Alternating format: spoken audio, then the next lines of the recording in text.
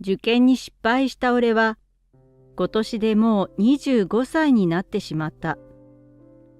常にトップの成績を誇る俺が受験に失敗するとは、周りの誰も想像していなかった。もちろん俺自身も。初めての大きな挫折を乗り越えることができなかった俺は、家に引きこもりがちで、いまだに仕事もせず、ニート。そんな俺を父はまるで空気のようなものと思っているのか、完全無視。しかし母はずっと変わらず俺に接してくれている。じゃあ仕事行ってくるわね。行ってらっしゃい。何ら変わらない母とのやりとり。それを俺は申し訳なく思っていた。母のためにも社会復帰したいと常々思っているが、結局今日も何のアクションも起こさずに、こうして現実逃避するようにネットゲームに明け暮れる始末だ。するとある日の夕方、仕事から帰ってきた母はノックもせずに俺の部屋に勢いよく入ってきた。突然のことに驚いた俺を見て、母は満面の笑みでこう言った。ねえ、明日から私の職場で働いてみない？え？あまりに突拍子のない言葉に、俺は間抜けな返事をしてしまった。母は今、清掃会社で働いている。掃除のおばちゃんというやつだ。底抜けに明るい母は、どこの職場に行っても、そこにすぐ溶け込んでしまうほど、コミュニケーション能力が高い。俺はそんな母とは正反対のネクラ。正直、行くのをためらった。しかし母は俺の背中をバンと強く叩いていった。大丈夫よ。みんなすごく優しい人たちばかりだから。不安を覚えながらも、せっかくの母からの提案を断ることもできず、俺は小さくうなずいた。こうして人生初の面接に行くことになったのだ。男手は貴重だから助かるよ。これからよろしくね。穏やかにそう話した社長に即日採用され、俺は社会復帰することになった。慣れるまでは母と同じ派遣先に向かうことになり、俺はさらに気恥ずかしくなる。いい年した男が母と同じ仕事場なんて恥ずかしい。でもやるしかない。頑張ろう。そう心に決め、母と共に仕事先へと向かった。そうして訪れた派遣先を見て、俺は開いた口が塞がらなかった。都心のオフィス街、それも超高層ビル。夢のような職場に、俺の劣等感はさらに強くなった。受験に失敗してさえいなければ、俺もこんな一流の会社で働いていたのかもしれない。ピシッとしたシワ一つないスーツを身にまとった会社員たちが俺の横を通り過ぎていく。俺と同じくらいの年齢の人もいれば、明らかに年下と思われる若い社員もいて、俺の気分はどんどん暗くなっていった。そんな俺を見て何かを察したのか、隣に立っていた母が前につんのめってしまうほど強く背中を叩いてきた。ほら、行くよ。うん。俺はただでさえ猫背な背中をさらに丸めてビルの中に入っていった。自分自身が映り込むほどピカピカな床にモップを黙々とかける俺。どこに目をやってもここのオフィスは洗練されていて、そんな中一人だけ作業着の俺は余計に目立ってしまい、やっぱり断ればよかったと今更ながら後悔していた。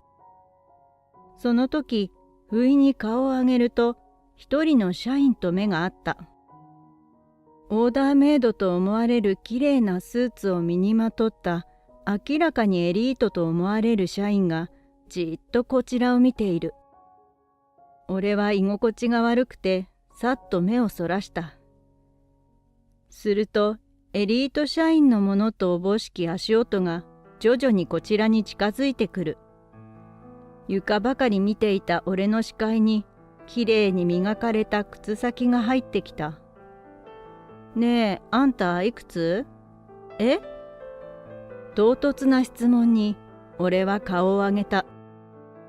いかにもできる男と言わざるを得ない爽やかなエリート社員が俺の顔をじっと見ながら尋ねてきた。なかなか答えない俺にエリート社員は苛立ちをあらわにしてさらに聞いてきた。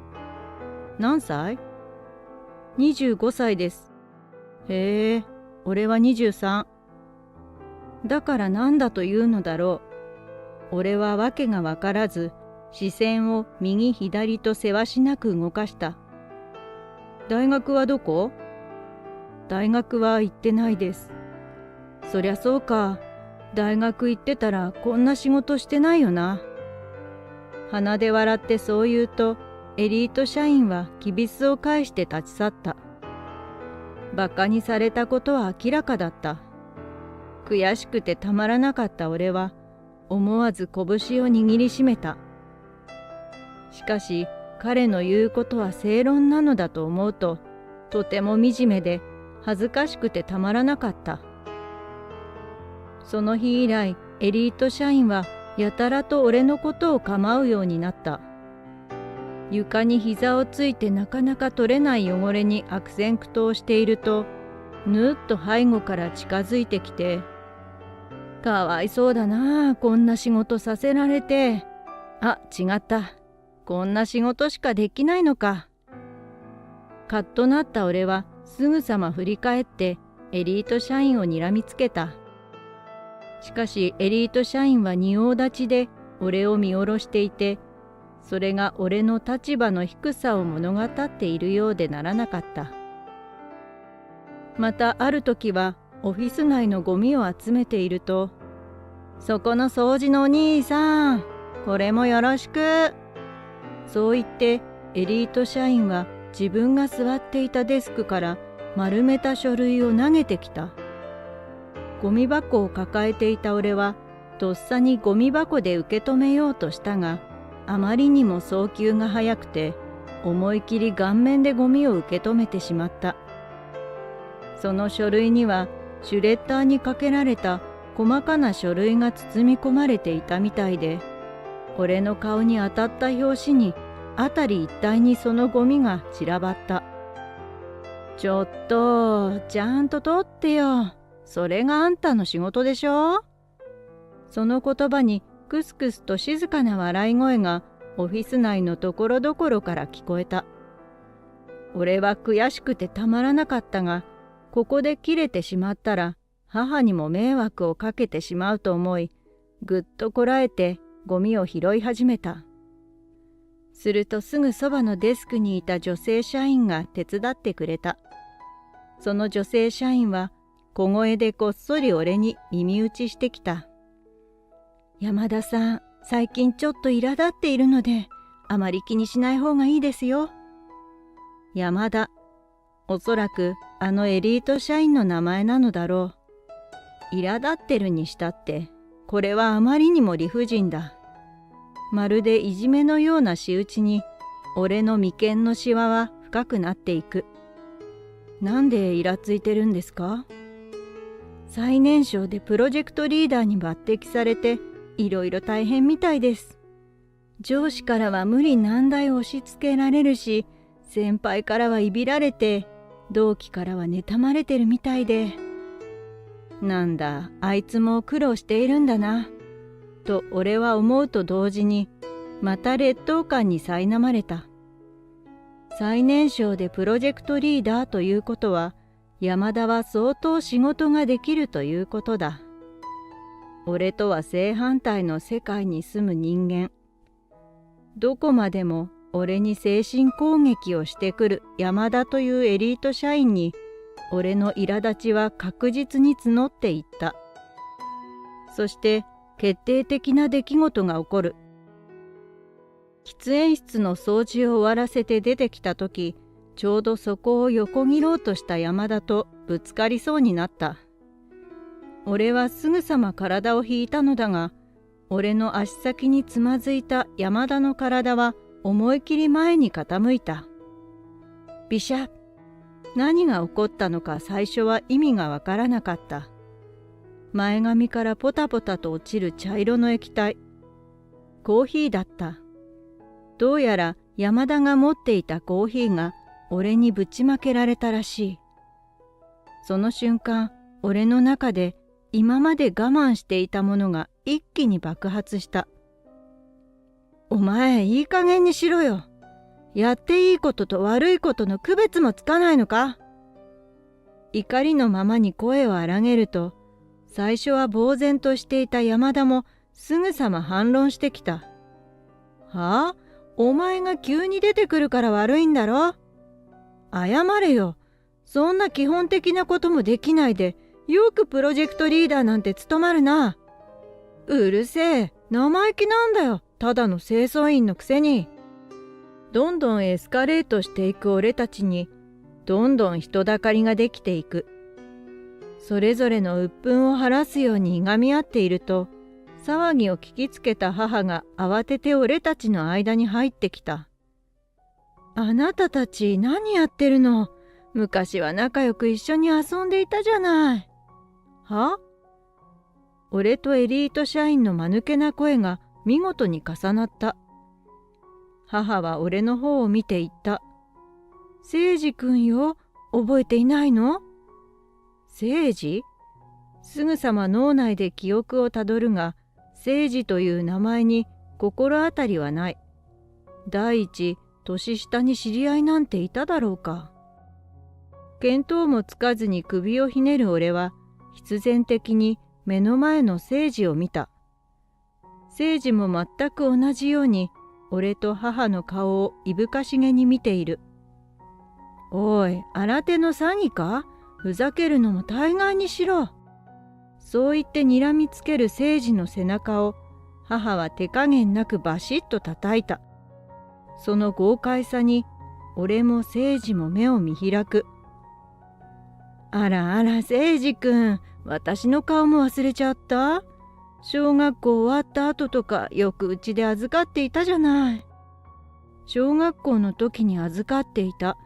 この単語を聞いてやっと誠治という名前と合致した。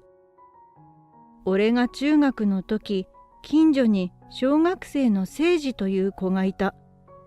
誠治の両親は共働きで、学校が終わった後に俺の母親がよく預かっていたのだ。人懐っこい誠治にせがまれ、中学生だった俺は仕方なく一緒に遊んでいた。母親が迎えに来ても、俺とまだ遊んでいたいとただをこねていたことが特に印象に残っている。やっと思い出して口をあんぐり開ける俺を指さして母は言った。誠治くん、これうちの子、ゆうや。ゆうや？誠治は俺の名前を何度も復唱しながら、俺と母の顔を交互に見る。誠治の困惑した雰囲気にたまらず母は豪快に笑った。そのすっとんきょうな顔、昔と全然変わらないわ。懐かしむように豪快に笑う母を見て、記憶がよみがえってきたのか、その表情はみるみる驚きに変わっていく。ゆうや？飛び上がる誠治に、俺も罰が悪くなって、視線をあさっての方向に向けた。嘘、マジでゆうや？あのゆうやなの？目をこれでもかと見開いて指さしてくる誠治に、俺も言葉が出てこない。誠治は俺が知る限りでは超がつくほどの勉強嫌いで、夏休みの宿題をギリギリまで放置しては毎回俺に泣きついてくるほどだった。そんな誠治に呆れながらも宿題を手伝っていた近所のお兄ちゃんが、今やただの清掃員として働いていると知られたのがこの上なく恥ずかしい。誠治はこんなにも立派に働いているのに。コーヒーぶっかけて本当にごめん。固まる俺に誠治はバッと腰を曲げてほぼ90度の礼で俺に頭を下げてきた。そこでやっと現実に戻ってきた俺は小さく口を開いた。誠治がこんな立派な会社で働いているなんて信じられない。すると誠治は顔を上げ、拗ねたように口を尖らせた。なんだよ、俺だって頑張ったんだぞ。優也に憧れて。俺に？当時の俺はただのガリ勉。憧れる要素など全くなかったのに、誠治は熱く語り出した。中学生の割に博識な俺のことを心から尊敬してくれて、俺も優也みたいになりたい。そう思った誠治は必死に勉強に打ち込んだらしい。俺が受験の時期になって自然と疎遠になってしまったのだが、その後も誠治はひたむきに俺の背中を追って勉強を頑張っていたということだった。誠治が勉強？ダメだ、信じられない。おい、俺はお前の中でどれだけバカだと思われているんだ？いまだに驚きを隠せない俺を誠治が鋭く睨みつけていた。それより優也、マジで何やってんの？お前の頭ならどんな会社も楽勝だろ？俺は受験に失敗したんだよ。完全に負け組。そんなの関係ない。失敗したならまた挑戦すればいいだけだろ？でも、うじうじする俺と強気な誠治。そんな俺たちを懐かしむように母が眺めていた。母に俺はたまらず尋ねた。母さん、誠治がここで働いているって知っていたの？すると母は大きくうなずいた。私には気づいていないみたいだったんだけど、優也に会わせたいなって思って、だから仕事に誘ったのよ。そういうことだったのだ。いきなり仕事に誘うから変だと思ったんだ。なんで何か企んでいると怪しまなかったのだろうと俺は内心思った。それを黙って聞いていた誠治は唐突に俺に質問を投げかけた。優也、お前、このまま一生清掃業をやるつもり？一生ってさすがにそれは。じゃあ頑張れよ。俺ができたんだからお前ができないわけないだろ？誠治の力強い言葉に俺の目に光が戻った。数年後、俺は慣れた足取りで車内を突き進む。作業着にモップではなく、スーツにノートパソコンを抱えたいでたちで、誠治と再会してから俺は火がついたように勉強に明け暮れた。理由はただ一つ、誠治に負けたくなかったから。大卒検定に合格した俺は改めてこの会社に今度は正社員として働いている。本当は新卒でないと就職は難しい会社だったのだが、俺が清掃員として働いていた時からその真面目さを社長をはじめ重役たちも見ていてくれていた。そんな理由もあって俺は正社員として就職し、今や誠治と同じ職場で働く同僚となった。自販機の陰で隠れて休憩する誠治を引っ張り出し、今日行われる会議へと向かう。誠治のプレゼンは本当にうまい。リズミカルでテンポの良い話し方は聞き手も心地よくてどんどん引き込まれていく。できる男の代表格と言える存在だ。その傍ら俺は資料作りに徹底した。文字の説明だけでなく図やイラストを入れて誰が見てもわかりやすい資料を作った。細かい作業が苦手な誠治を俺が補い、誠治は人前が苦手な俺の代わりにプレゼンを完璧にこなしてくれる。互いにバディのような存在になれた。俺のプレゼンが成功するのは優也の資料があってこそだな。プレゼンが終わり、俺たちは自販機の前で小さなお疲れ様会を開いた。俺のプレゼンってなんだよ。俺たちのだろ。聞き捨てならない言葉にすぐさまツッコミを入れれば、誠治は楽しそうに笑い、缶コーヒーを一気に煽った。こうやって一緒に仕事ができるなんて夢にも思わなかった。そう話す誠治に俺もしみじみと思う。誠治のストレス解消として受けた嫌がらせもぶっかけられたコーヒーも今ではすっかり笑い話だ。全部お前のおかげだよ。ありがとうな、誠治。すると誠治は照れくさそうに声を荒げた。やめろよ、気持ち悪い。俺はただコーヒーをぶっかけただけ。なんとも嫌味な言い方に俺は小さく吹き出した。気心知れた同僚、友達、幼なじみ。